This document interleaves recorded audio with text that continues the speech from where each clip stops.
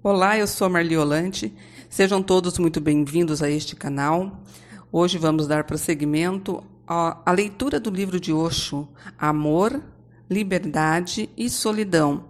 Vamos à leitura comentada do capítulo 2, Real e Irreal, o primeiro passo. Ama-te a ti mesmo e observa-te hoje, amanhã e sempre. Iniciamos com um dos mais profundos ensinamentos de Gautama, o Buda. Ama-te a ti mesmo. Precisamente o oposto do que lhe tem sido ensinado em todas as tradições do mundo, todas as civilizações, todas as culturas, todas as igrejas.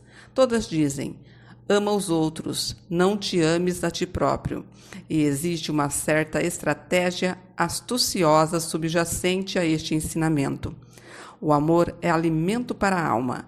Tal como a comida é para o corpo, assim o amor é para o espírito. Sem comida, o corpo enfraquece, sem amor, a alma enferma. E nenhum Estado, nenhuma igreja, nenhum interesse investido quis gente com almas fortes, pois alguém com energia espiritual tem necessariamente de ser rebelde. O amor torna o rebelde, revolucionário. O amor dá-lhe asas para se elevar. O amor confere discernimento perante as situações, para que ninguém possa enganá-lo, explorá-lo, oprimi-lo. E os padres e os políticos sobrevivem unicamente à custa do seu sangue, sobrevivem unicamente explorando-o. Todos os padres e políticos são parasitas. Para o enfraquecerem espiritualmente, encontram um método seguro, 100% eficaz, que é ensinar-lhe a não se amar a si mesmo. Se um homem não se amar a si mesmo, não poderá amar ninguém. A lição é ardilosa. Dizem ama os outros, porque sabem que se não se amar a si mesmo, nunca será capaz de amar. Mas prosseguem dizendo: ama os outros, ama a humanidade, ama Deus, ama a natureza, ama a tua mulher, ama o teu marido, ama os teus filhos, ama os teus pais, mas nunca ama-te a ti mesmo, porque, na sua perspectiva, amar-se a si próprio é egoísmo. Bom, aqui vale uma parada, né?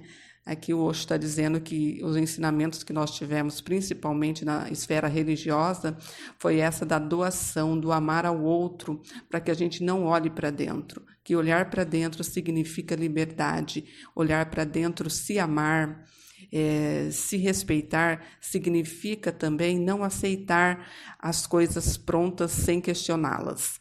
E nós também sempre percebemos em nossa vida que o amar a si mesmo significava egoísmo. Continuando, condenam mais o amor próprio do que qualquer lógico. Dizem: se te amares a ti mesmo, torna-te egoísta. Se te amares a ti mesmo, comas-te narcisista. Isso não é verdade. Alguém que se ame a si mesmo descobre que não tem ego em si. É no amor aos outros, sem se amar a si próprio, mas a tentar amar os outros, que o ego desperta. Os missionários, os reformadores sociais, os servidores públicos têm os maiores egos do mundo, naturalmente por acreditarem ser seres humanos superiores. Não são pessoas comuns, gente comum, ama-se a si mesma. Eles amam os outros, amam grandes ideais, amam Deus. E todo o seu amor é falso, porque todo o seu amor é desprovido de raízes. Alguém que se ame a si mesmo dá o primeiro passo na direção do amor verdadeiro. É como atirar um seixo num lago sereno. Imediatamente se cria uma onda circular a partir da pedra, junto ao ponto de impacto naturalmente. De onde poderia surgir? E então, esta começa a espalhar-se, atingindo as margens mais longínquas. Se interromper a onda de impacto junto ao seixo, deixa de haver agitação, deixa de haver ondulação. Então, não pode esperar que as ondas atinjam margens distantes. É impossível.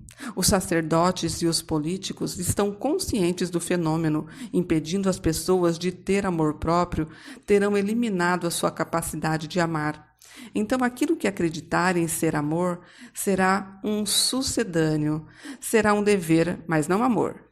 E amor é uma palavra sórdida de 4 letras. Os pais cumprem o seu dever em relação aos filhos e estes, em compensação, cumprem os seus deveres em relação aos pais.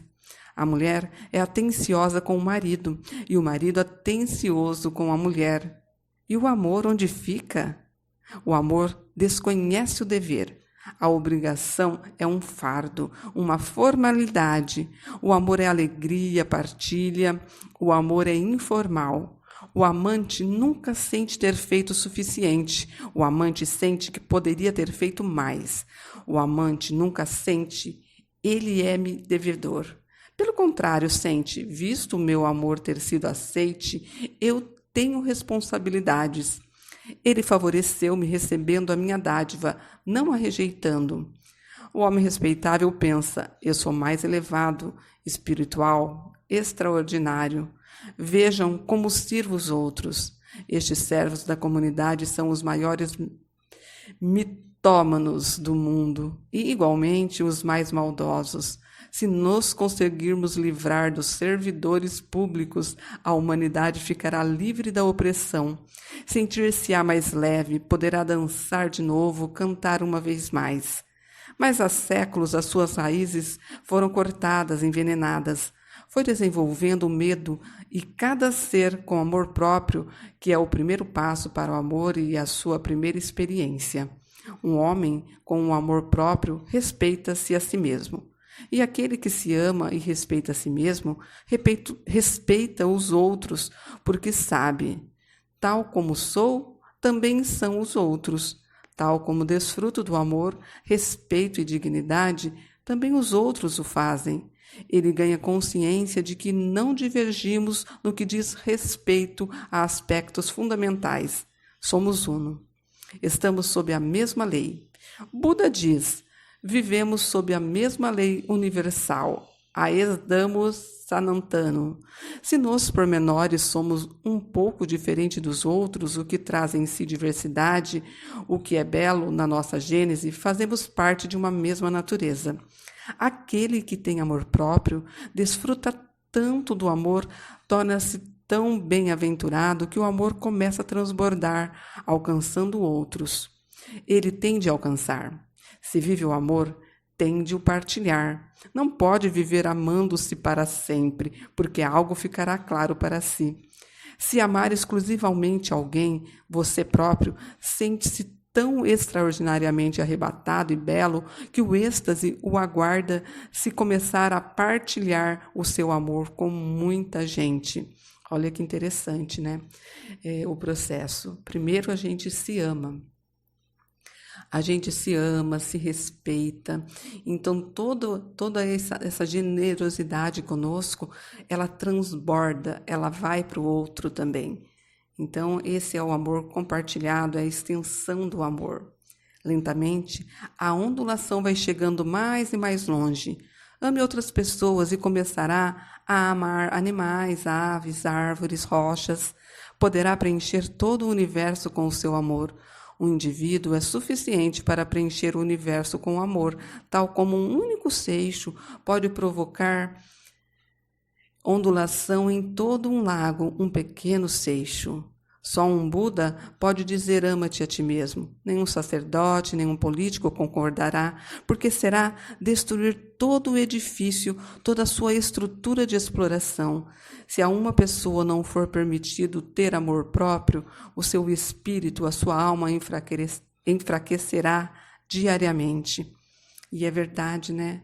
Quando a gente se ama, a gente sente uma força interna que é demonstrada em nossas atitudes, em nosso olhar, em nosso jeito de estar com os outros.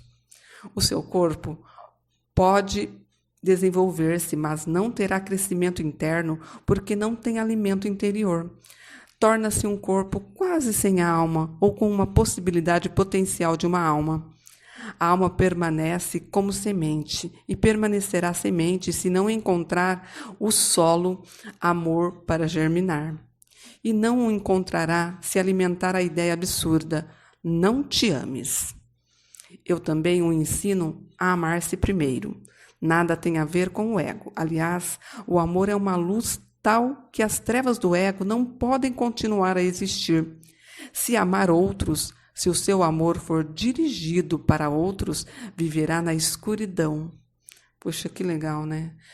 Observar isso, porque quando nós não olhamos para nós e depositamos no outro o que nós chamamos aqui de amor, nesse tal do cuidado, na preocupação, no exagero de zelo, isso se torna realmente muito escura a nossa vida interior, porque nós estamos deixando de encontrar em nós esse amor e doando algo que nós queremos receber de volta.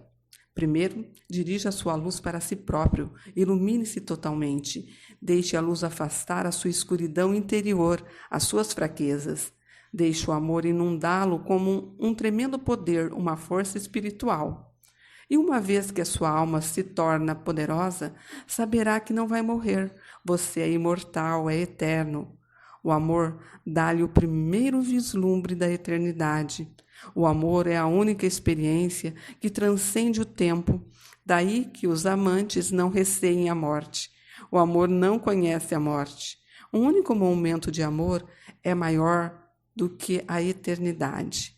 Mas o amor tem de ter um início. O amor tem de começar com este primeiro passo. Ama-te a ti mesmo. Não se recrimine. Já foi demasiado recriminado e aceitou todas as censuras. Agora só se magoa a si mesmo. Ninguém acredita ser totalmente merecedor. Ninguém pensa em si mesmo como uma bela criação de Deus. Ninguém pensa ser imprescindível. Estas são ideias envenenadas, mas você foi envenenado. Foi envenenado com o leite materno e assim foi todo o seu passado. A humanidade tem vivido sobre uma nuvem escura, escura de autocondenação. Nossa, isso é muito profundo, né? Nossa história humana foi sempre a de ser um pecador, de se condenar, de não se achar merecedor da felicidade e da paz.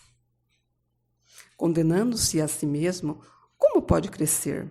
Como pode amadurecer? E condenando-se a si mesmo, como pode adorar existir? Se não consegue e se não conseguir adorar a existência dentro de si, tornar-se-á incapaz de adorar a existência nos outros, ser-lhe-á impossível. Nosso amor próprio, então, é adorar existir, é amar a vida, mas a vida que está dentro da gente. É uma vida interior, é a paz interior alcançada que dá o significado à vida. Aí sim, nós podemos entender e adorar a existência do outro, entender e amar o outro. Poderá tornar-se parte do todo se tiver grande respeito pelo Deus que habita em si. Você é o hospedeiro, Deus é o seu convidado. Ao amar-se a si mesmo, saberá isto. Deus escolheu-o como um veículo.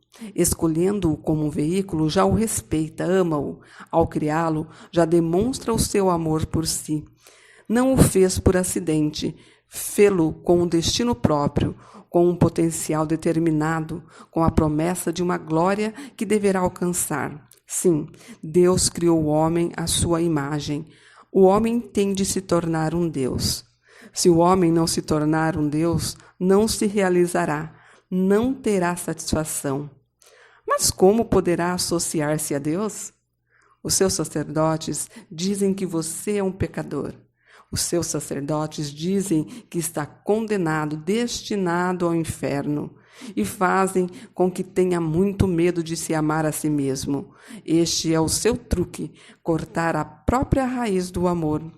Isso é muito interessante mesmo, porque ele fala muito aqui das igrejas, ele é um crítico, né, das religiões, e nós podemos notar, eu acho que em qualquer religião fala muito sobre este certo e errado, o pecado e a punição.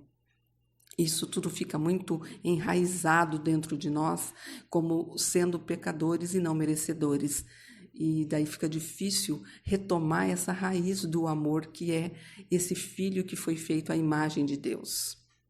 E são pessoas muito astutas. A profissão mais astuciosa do mundo é o sacerdócio. Então dizem, ama os outros, mas agora essa afirmação será plástica, sintética, uma pretensão, uma encenação. Dizem, ama a humanidade, a tua pátria, a tua terra, a vida, a existência. Deus, belas palavras, mas completamente sem sentido. Alguma vez se cruzou com a humanidade? Sempre se cruzou com seres humanos e condenou o primeiro ser humano que encontrou, ou seja, você. Não se respeitou, não se amou, agora toda a sua vida é desperdiçada condenando os outros.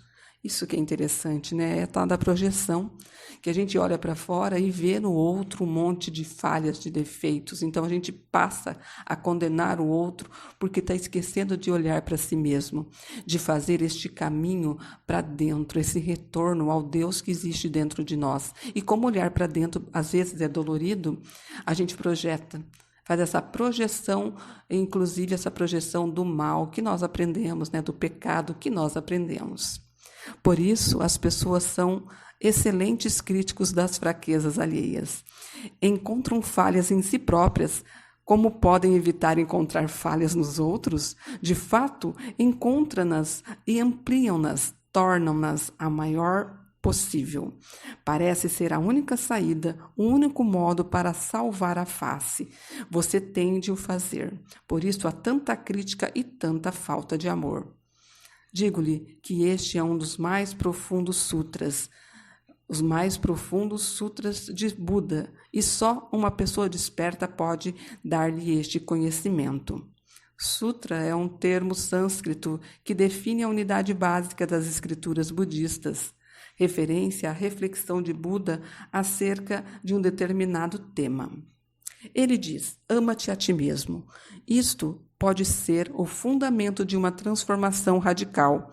Não receie amar-se a si mesmo. Ame-se totalmente e ficará surpreendido no dia em que se conseguir livrar de toda a autocondenação, de toda a autodesconsideração.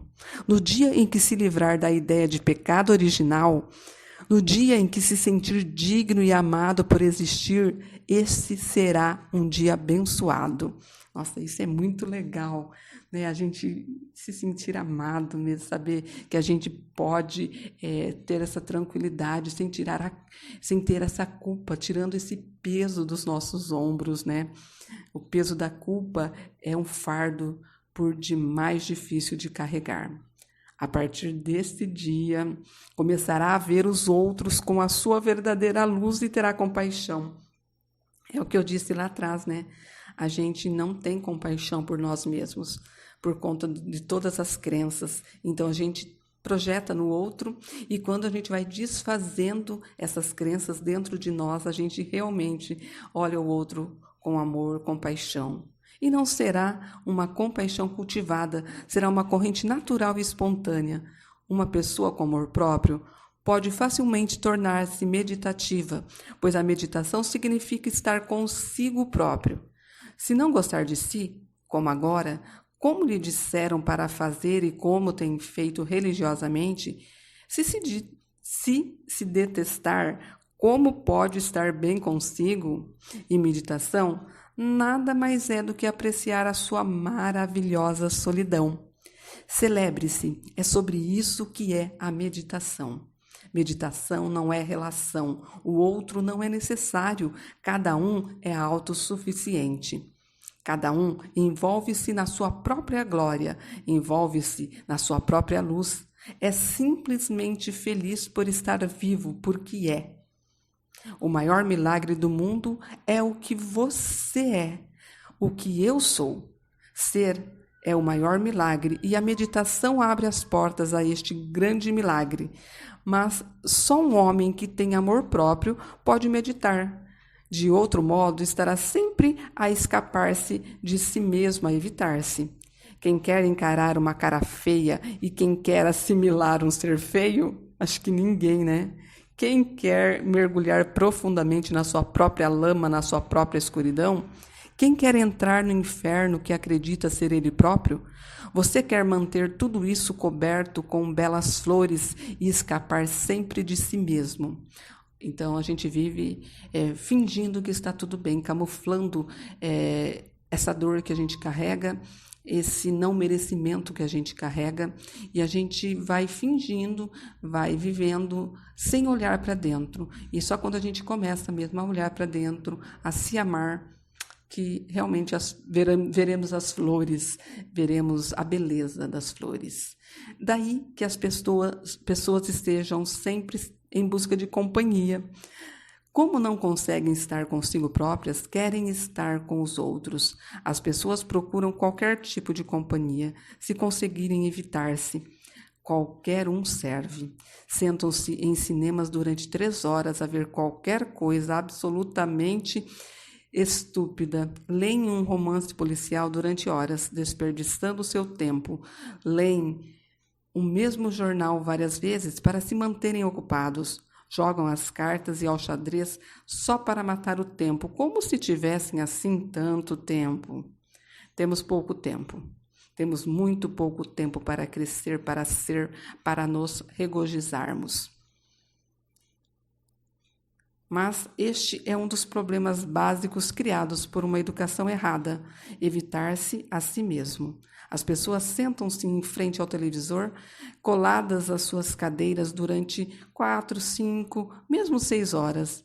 O americano médio vê televisão durante 5 horas diariamente e essa doença tem se vindo a espalhar pelo mundo. E o que vemos? O que estamos a conseguir? Queimar os olhos. Mas isto sempre foi assim. Mesmo que não existisse televisão, existiam outras coisas. O problema é o mesmo. Como evitar-se por ser feio? A sua autodenominada gente de religião, os seus papas, os seus Shankaracharyas, eles são responsáveis pela distorção dos vossos rostos e conseguiram, tornaram toda a gente feia. Cada criança nasce bela e começam logo a distorcer a sua beleza, aleijando-a de diversos modos, paralisando-a de muitas maneiras, distorcendo as suas proporções, desequilibrando-a. Mais cedo ou mais tarde, ela desgosta-se tanto de si mesma que procura estar com qualquer um. Poderá procurar uma prostituta só para se evitar.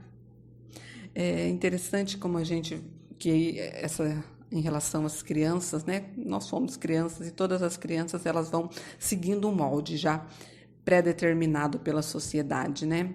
Não pode isso, não pode aquilo, faça isso, não faça aquilo. E é lógico que nós temos que orientar as crianças, mas nós não a ensinamos a ter amor próprio.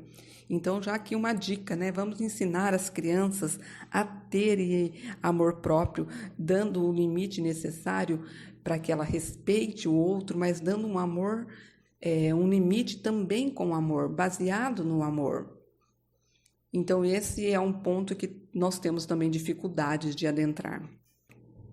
Ama-te a ti mesmo, disse o Buda, mas isso pode transformar o mundo, destruir todo um passado feio, pode anunciar uma nova era, o começo de uma nova humanidade. Daí a minha insistência no amor, mas no amor próprio, que só então se pode expandir-se harmoniosamente, não precisa de fazer nada para o disseminar. Ama-te a ti mesmo, disse o Buda, e imediatamente acrescentou, e está atento. Isto é meditação, ou a forma de Buda designar a meditação. Mas o primeiro requisito é o amor próprio, e que está a cometer, e então observar. Então, observar, se não se amar a si mesmo e se em seguida não estiver atento, poderá sentir que está a cometer um suicídio. Muitos budistas sentem que se suicidam porque não prestam atenção à primeira parte da sutra. Eles passam imediatamente para a segunda, observa-te a ti mesmo. De fato, nunca encontrei um único comentário do Dhammapada acerca desses sutras de Buda, apesar de ter estado atento à primeira parte, ama-te a ti mesmo. E Dhammapada é o livro do cânone budista memorizado pelos monges. Consta de 423 estrofes, cada uma das quais é um provérbio ou sentença sobre a vida de Buda. Sócrates disse, conhece-te a ti mesmo, e Buda disse, ama-te a ti mesmo.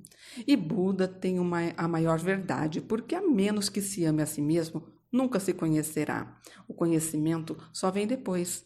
O amor prepara o terreno. O amor é a possibilidade de se autoconhecer. O amor é o caminho certo para se conhecer. Estive uma vez com um monge budista, Jadisque Kashyap, já falecido. Era um bom homem. Estávamos a comentar o Dhammapada e deparávamos com este sutra. Ele começou a falar acerca de observar como se não tivesse lido a primeira parte. Nenhum budista tradicional presta atenção à primeira parte, passam-no à frente. Eu disse então a Bisco, espere, não está a prestar atenção a algo essencial. Observar é o segundo passo e está a torná-lo o primeiro passo. Ele não pode ser o primeiro passo.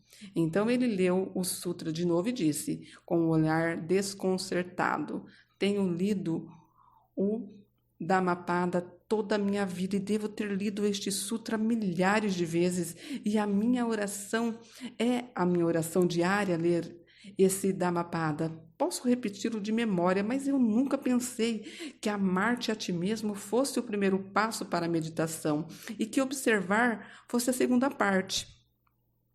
E o mesmo se passa com milhares de budistas por todo o mundo, e o mesmo acontece com os neobudistas, porque no Ocidente o budismo está a disseminar-se. O tempo de Buda chegou ao Ocidente. Agora o Ocidente está pronto para compreender Buda e o mesmo erro aconteceu aqui. Ninguém pensa que amar-se a si mesmo tem de ser o fundamento de conhecer-se a si mesmo, de estar atento a si mesmo, porque a menos que tenha amor próprio, não pode enfrentá-lo, evitá-lo-á. A observação pode ser um meio de se evitar. Primeiro ame-se a si mesmo e observe, hoje, amanhã e sempre. Olha, muito interessante isso, não?